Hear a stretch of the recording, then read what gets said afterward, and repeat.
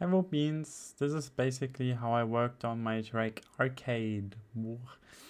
I do have a small glitch, but that's caused by like some weird FL Studio stuff. Maybe because I use too many plugins and my computer is like frying because of that, or it's maybe some of the plugins doing that, but it's doing the... It's very weird. I don't know why it's doing that. So basically, how did I do my project? I don't know, I have no clue about music production. I'm kidding. So basically, I structured it first with an intro, which has 16 bars. Then you have a build-up with 8 bars. I could have extended it to honestly 16, and I could have extended this to like 24 maybe and made a little bit more changes. But I wanted to release 3 tracks, so I apologize if I was a bit sloppy with this. But yeah, it's very simple. We have some vitals things that I made some basic shapes just like that. So that this is my bass line. Basically it's a bit distorted because this thing just won't stop doing this weird glitchy thing. I don't know what's causing this to do this. Is it wave shaper? I honestly don't know what's causing this. If you know in the comments what might be causing this, then you can tell me, but I have seriously no idea what's causing this. It's not the sidechain. Yeah, it's not the sidechain. Like, it's just a bug or something, but it keeps popping up when I start up the project. So this is the bass line, very simple. You have an, I think it was E, D, and like it just goes down like this. Always try to make sure that you're always in the same key. I sometimes struggle with that as well, where I don't put everything into the same key, but that's totally fine, I guess. We got some atmosphere, which is just like this little thing that I made at the beginning.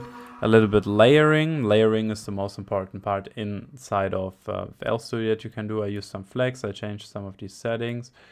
I made the choir all the way up, and like I have some vibrato. I have some thermal. I have some reverb. I think I deactivated the delay on this one. Flex is also a very awesome plugin that just comes in free with FL Studio. They have really, really clean sounds in there that you can just use to make your music, which is really cool.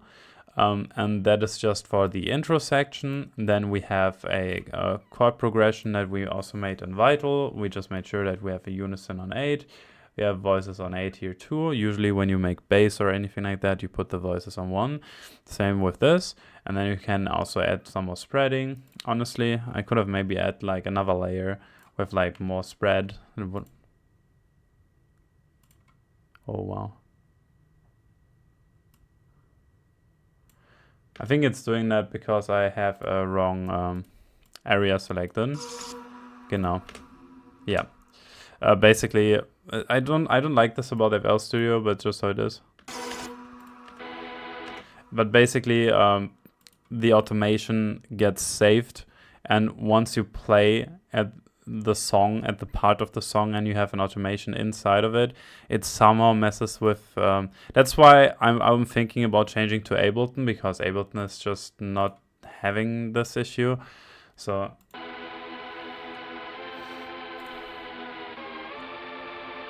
Also, it's supposed to sound off-key, because it's supposed to be a Halloween track, and it's supposed to sound a little bit like weird and off-key. You can hear like it's like pitching sort of.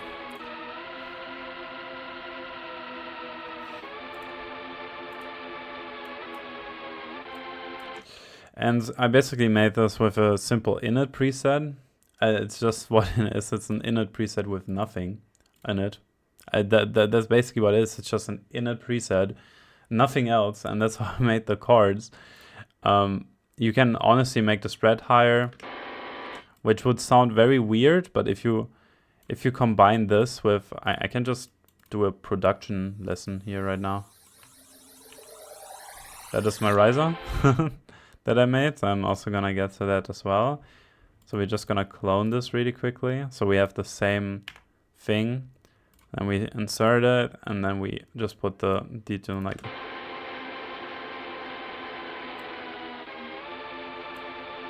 So then you have like a little static background noise that is a bit So there's more happening, you know, when you layer like chords. I think layering chords is also very important. Some people layer chords for like 7 or 8 or even sometimes 10 layers of different chords, but I decided to just go full on simple mode because nothing in life has to be overly complicated, and you don't have to overcomplicate anything in life.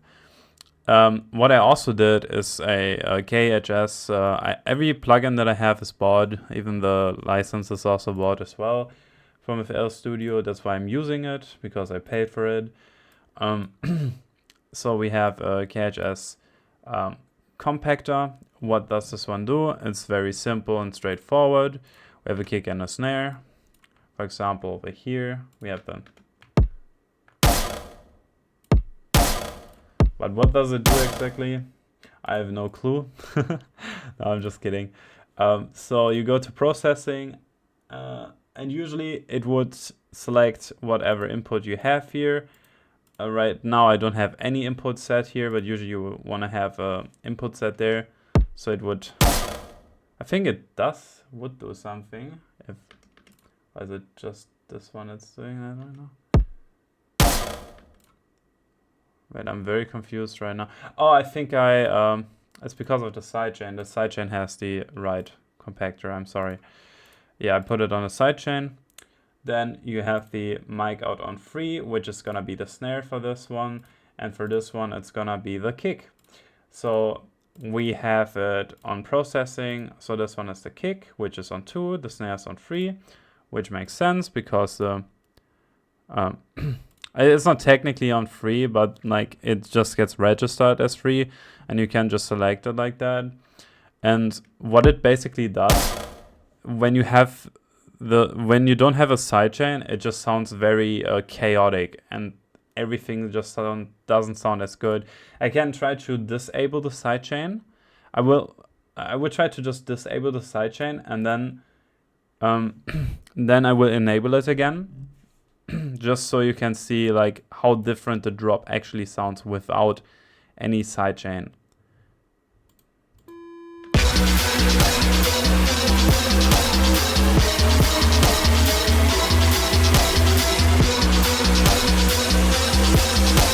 And now with sidechain.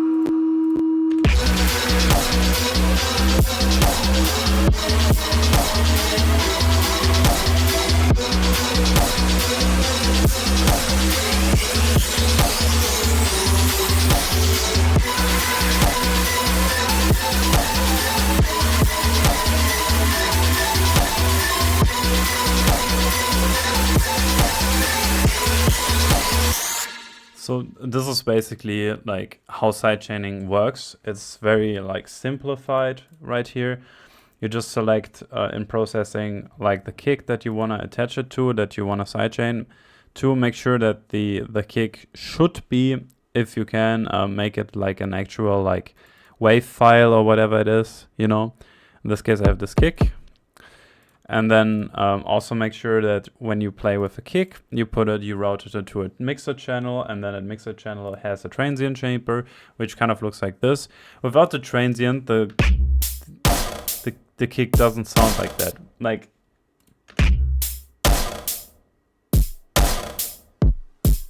this is how the kick sounds like without any post-processing basically. So.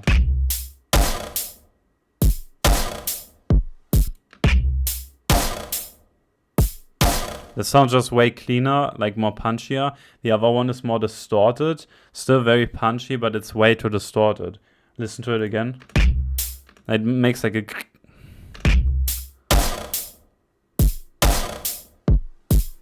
And also it goes like it has like a weird thing to it that I don't like. So I just added that.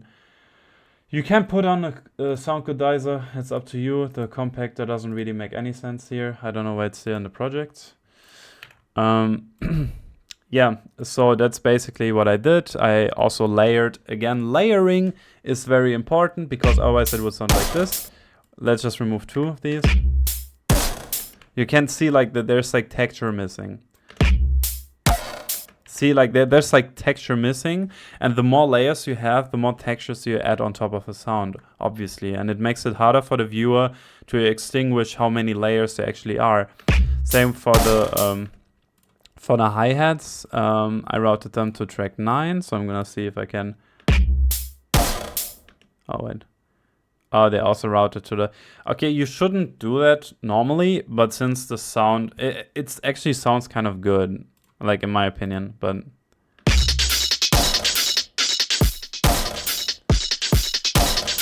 like I tried to really mess around with a custom, fully custom-made thing here. But let's listen to this with the sidechain on.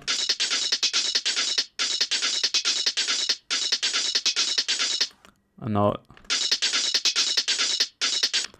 like the sidechain does like it actually does something good with this pattern, I feel like. Okay, let's listen to this again, but because this sounds a bit worse, I feel like, because with the sidechain, like even the hi-hats, sidechaining the hi-hats isn't that bad. People say like it's not that good, blah blah blah. Don't listen to them. Do whatever sounds good, you know, like don't let people like define what you do. Because at the end of the day, it's your music, and you're responsible for your own music. So yeah, obviously we have some pitch shifters for these sounds that we made. Let me try to like maybe. This is gonna be a bit.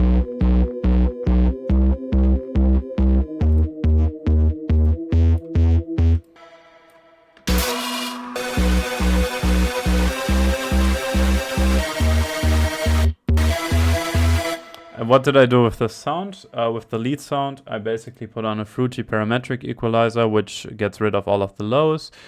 I could maybe... This is... Oh, yeah, it's gentle 8. It doesn't look like gentle 8. Okay. So yeah, you can also expand it like this as well. Usually what you would like to use is also a fab filter, which I sadly don't have yet, but I might be getting it because it's the best post-processing thing that you can possibly get. On the master, I put like also a lot of filters, but I'm gonna get to that later on. So to get back to this, we also do have a baseline here as well with some compression, KHS compression at a ratio of 4.0 or 4.1, I think, which will basically make the sound like more compressed and glued together. That's what the compressor does. It glues the sounds together. Sort of. That's at least how I understand it. Then we have an ozone imager to make the lead wider, because without it, it sounds a bit empty. I do have multiple, I think, on it, or other things that like do a lot of stuff.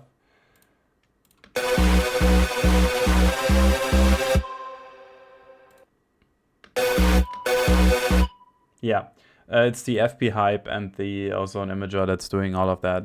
Whiteness basically, and also this little button here. You can also use that little button to make it wider, or to make it like you know, mono. You know, you can even make it stereo or mono if you want to talk in technical terms. And then you have an ozone imager, which makes the whole stereo more stereo times 10. You can really go crazy with this. You can choose the first or the second mode. The second mode always seems to be a bit softer than the first one. The first one is more harsh. Like, I feel like this first one is always a bit more harsh from Ozone. This Ozone plugin is, by the way, a free one. I will put down the link in the description so you can get most of these plugins. But KHS you have to pay for, sadly. It's not a free plugin.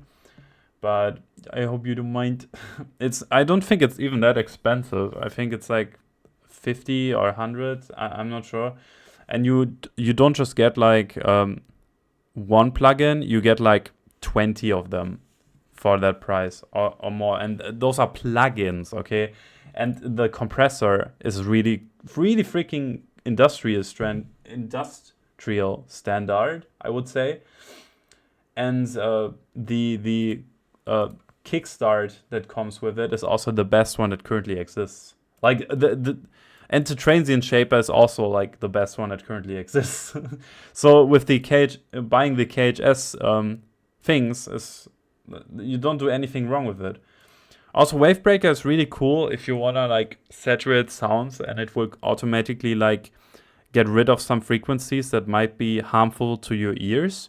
That's basically what this Wavebreaker does. It cleans up anything. It's also used for vocals mainly, so it cleans up those sharp sounds. Or even if you have like a bad sounding voice, it will kind of try to clean it up a bit, so it doesn't like distort too much. Yeah, I should start naming my stuff because I never do. I honestly never do. It's like such a bad habit, but you can always press like F2. Name your stuff. For example, this could be the lead, like the main lead. And this is not actually the main lead. This is like the sub main lead. So I would just call this sub lead. Sub lead. That's just how I will call this now. And because the main lead is like the when everything goes like crazy. Then we have some little peaks at around 2100 hertz. You don't have to do it exactly like me. Really try playing around with the parametric equalizer. It's one of the best standard FL Studio stock plugins that you can use to enhance your sound. Like, it definitely is. You can do any sound with it, honestly. It would even honestly almost replace the wave shaper, but you would need a lot of parametric equalizers to replace the wave shaper with it. But the wave shaper basically distorts the whole thing a bit more.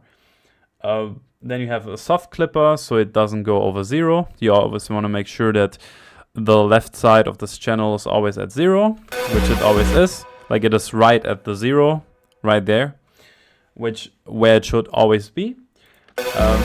So then we have a fruity blood overdrive on our sub bass.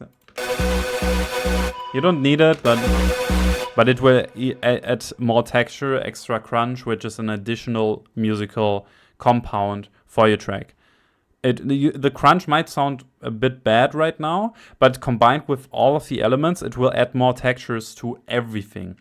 So even when something might sound bad, you could use it to layer it for something else that sounds better, that is in tune with that melody, if you get what I'm saying. So that's that.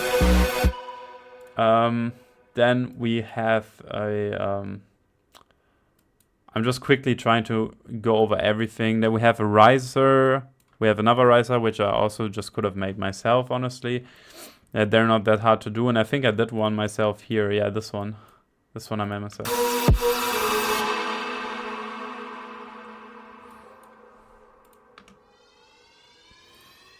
Very simple process. How do we do a riser? It's very easy.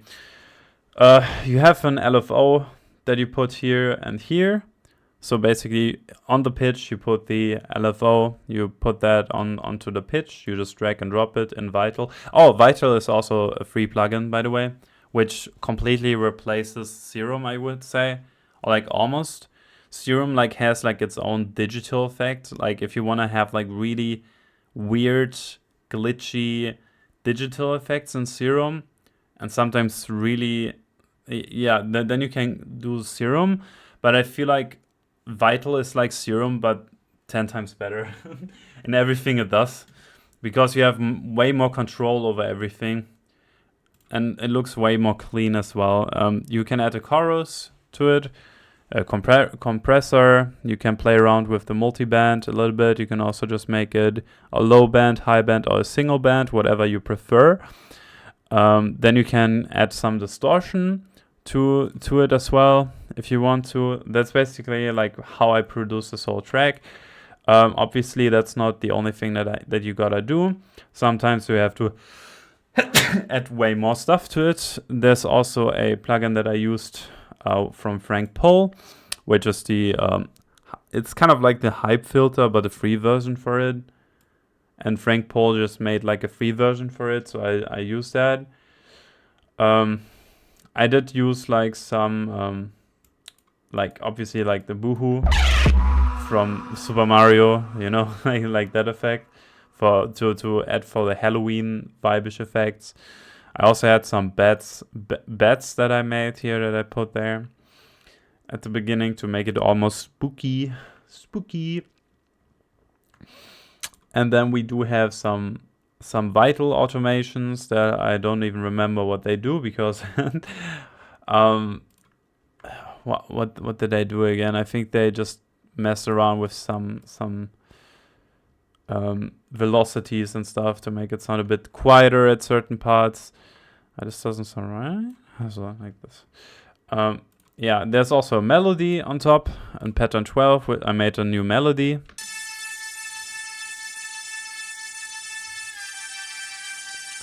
With just like this supple little melody. You should also, oh my goodness. You should always make sure that when you add also a new melody, maybe also layer that melody. If you want to. Layering everything makes everything sound more full. And sounding full is always good. So yeah, the second part is kind of just like the first part, but I just changed some of the octaves to be a bit higher.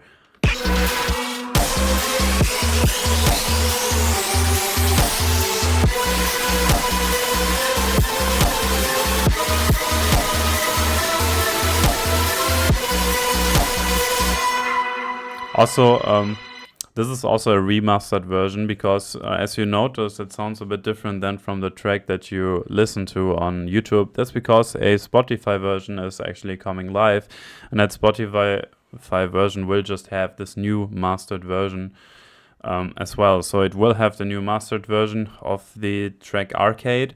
The other tracks, I just leave them how they are because I'm not fully happy with Ghost, but I decided to still upload it so you have at least something from me as well. And for Candy, I'm really happy with how Candy turned out. Yeah. But this is just Arcade, and this is the most complex one, I would say, out of all of them. Because melodic dubstep is always very freaking complex. I do have also a frequency shifter that I put on minus 808. 808s, you know. Yeah, a lot of parametric equalizers that, if you wonder why I use so many, it's because like when you take frequencies away like this and later on you put them up like this, it creates like a more full illusion of that effect. It's kind of crazy how that works, but it actually works, okay? Like it's like a what's it called again? I have a sampler for this. I'm just gonna show you Patcher. Yeah, Patcher. Because I don't remember what it was. Presets, Yulin. What was it again? I think it's like a mid-side. Was it a... I think it was a mid-side EQ. No, it was not a mid-side EQ. It wasn't.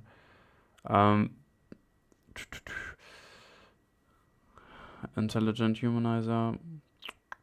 Multiband. Nah, not sidechain. What the fuck? Stupid. Okay, wait. Sorry, I'm a bit fast right now. Intelligent, multiband, single, resonance. Free glue, mastery, no. I think it has to be this one, right? Map. No, it's not. Where was that located again? Oh. I'm sorry if this takes a little bit. I'm just trying to find the thing that I used before. Where is it?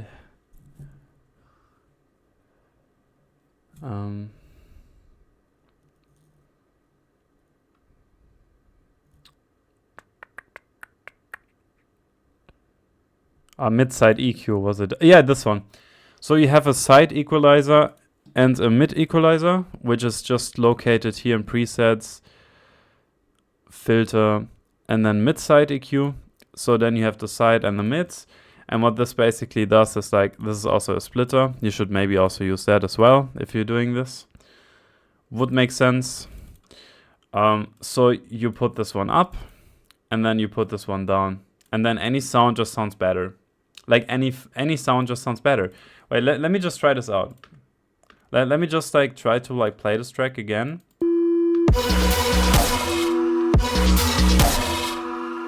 Let's like take away the soft clipper because I have 2 of them on there for some reason. And we also don't want to have this right now. So we're just gonna put this patcher on top of this. Then we add the mid-side EQ, patcher, presets, filter, mid-side EQ. Then, for example, we know that it's this area is like most affected by this. Then we do it like this. So now we listen to this again without and then with the patcher enabled.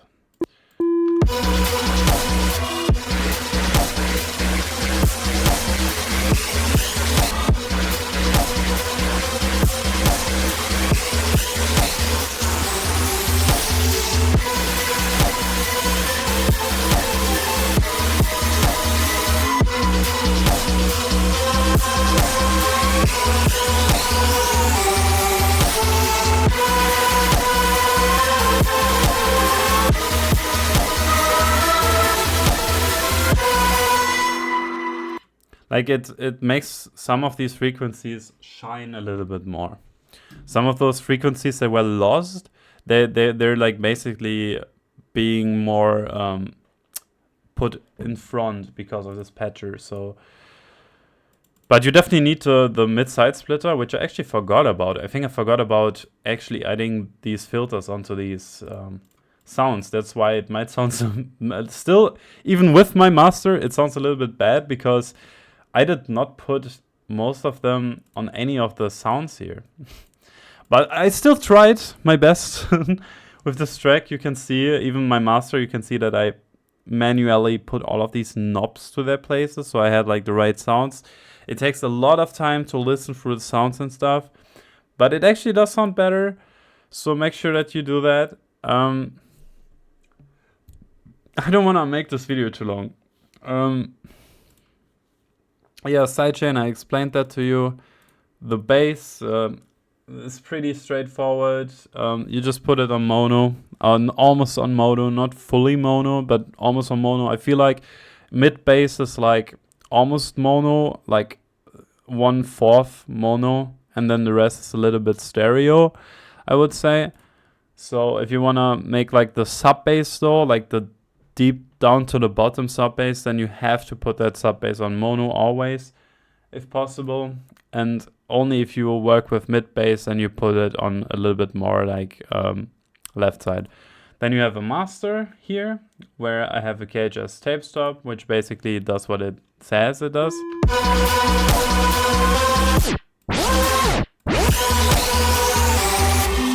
So it basically stops the track wherever it's at. You can also animate it, which I also did. You can press it, and then you go to tools over here, last tweaked, and then create automation clip. That's how you basically do that. Then you have an effector that I also animated the same. No, you can actually use the effector like this, create automation clip in the effector because it's a stock plugin. But once you go outside of FL Studio and you use external plugins like KHS or any of these other plugins, then that doesn't work, I think. Yeah, that does not work. So you have to like fix it manually. You can also, what you can do, which I didn't do, is for each kick and snare, you could make it sound a bit different every single time. How?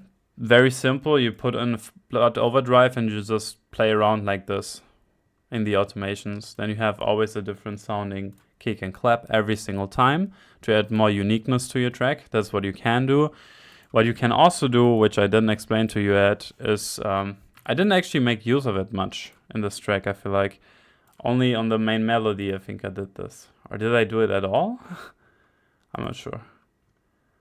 But basically you can select this whole thing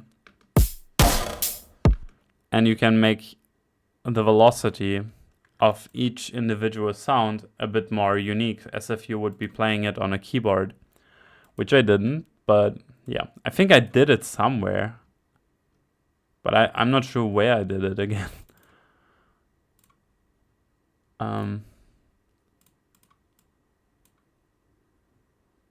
over here maybe? No. Maybe I left it out. Oh no, I just did the edit of that. Did I leave it out? Yeah, I think I left it just like that. Yeah, but to make it sound a little bit more unique, you can just like play around with the velocity of the sounds that you're making, because that gives the illusion of you like actually playing a piano or whatever you're playing, you know, that creates the illusion of that. Yeah. And with Alt and scroll wheel, you can press this if you're not familiar.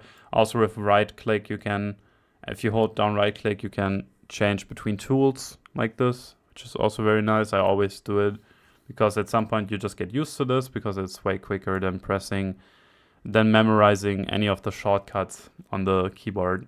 Just way quicker like that. I do like how the overlay of FL Studio looks like. How did I do the colors? Also very easy. You select the top and then the bottom. How do you do that? You press Shift, or on Mac it's probably Command, and then the last one with left click again, and then right click, and then you go rename and color, and then you can change the color of it. For example, let's make it like purple and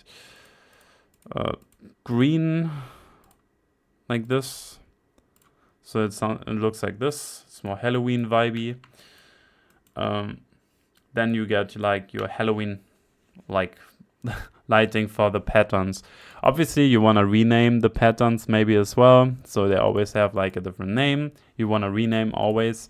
How did I do the markers at the top? That's pretty easy. It's Alt T, and then you can just type in whatever you want. And if you want to move them, no problem, you can just select them now. You weren't able to do that before, but now you can, which is really cool. And then you can also delete them. You can add loops to it, so it will loop automatically that part. This could be especially useful if you're trying to really nail down a certain part. I can quickly, like, I think show you. I think it should loop at this section, but I'm not sure. Should loop back to the intro, maybe, I think. No? Never mind. I didn't really play much around with this, so I just use it so I have a structure for whatever I'm building, which is the most important thing. You want to have a structure whenever you're building something. If you don't have any structure, then it won't work, because you need a structure. If you don't have a solid structure, then it just doesn't work. A solid structure is needed for anything that you do. If you don't have any structure, then it's kind of bad. But that doesn't mean that you should never start. You should definitely start with something. If it's like sub bass, if it's the melody or whatever. What I did to start out with the melodies is always in FL Keys. Like, it's an FL Keys, or it's also a free plugin that I have, which is called Master Keys. So this one is like FL Keys, but a little bit better. But if you do have the money and the time, definitely get some of the Contact 5 libraries. So, and then you have even better pianos, and then you can tune them, like you can add the width, you can make it louder, obviously not that loud. You can make it quieter, you can add some reverb. That's why I like using that, you know. Then you can change between loud and clear, like this. Like, there's some presets here that you can use in Master Keys. That's a nice plugin, definitely recommend it. Why not? There's also a free plugin that I like to use, which is I think it was Psychedelic Keys or Black Keys or something like that. Sound Paint. Faceplant is also from KHS. Like I said, you get so much stuff from KHS, but I don't think Faceplant is supposed to be here. You can do like generators and stuff. So, oh yeah, it's actually supposed to be here. It's also a generator, so it makes sense. Yeah, so you can also play around with Faceplant once you get the KHS bundle, if you ever get it. But you can also just use stock plugins. And honestly, Vital is so good. Like, this is a helicopter preset. You would think I copied it somewhere online. I didn't. I actually made this helicopter preset myself. Like this preset here is completely made by me. It's gonna be, wait. You can barely hear it. Okay, I will just quickly open a new thing because I saved it. But I just want to show you how powerful Vital is really quickly. So I'm just going to make a new. You can also save certain settings so they always load up, so you don't always have to redo them every single time, which can also save you a lot of time. But I just wanted to show you like how I made my track and not like do an entire rundown on how FL Studio works. That's basically how my it's basically how my thing starts up. It's also self-made. And then we go to Vital, and then we go on. I might even include this in the description if you really wanted. That's the helicopter sound.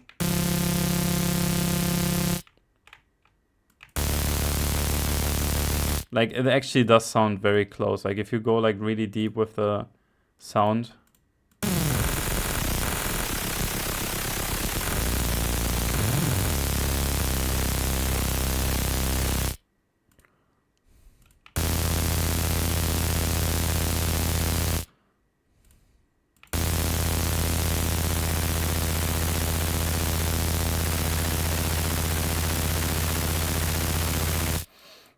And that's basically the beauty of that's basically the beauty of sound design.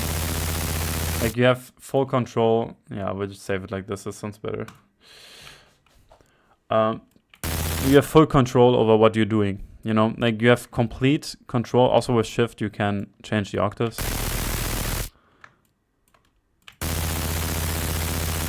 You have full control about what you're doing, which is really cool. But I will end the video here because it's already almost 40 minutes. But yeah, this is how I produce music.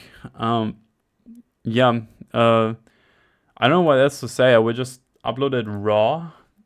I will upload this raw, very raw,